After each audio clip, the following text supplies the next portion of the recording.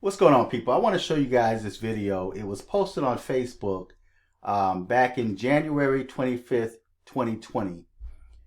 This is an old video, and it's a pastor out of the African Methodist Episcopal Church in South Africa.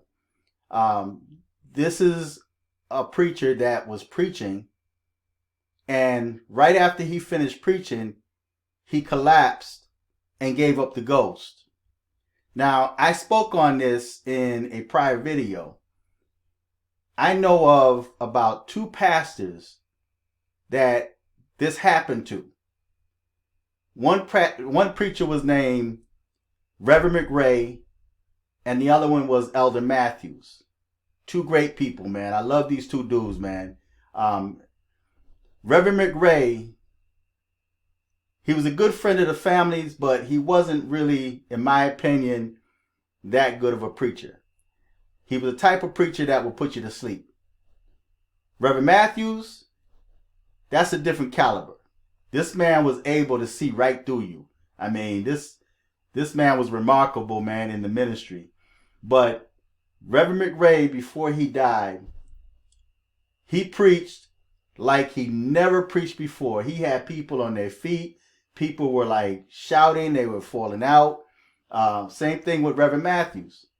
And when they finished, they sat down and just collapsed in the chair. And I've always said, that's how I want to go.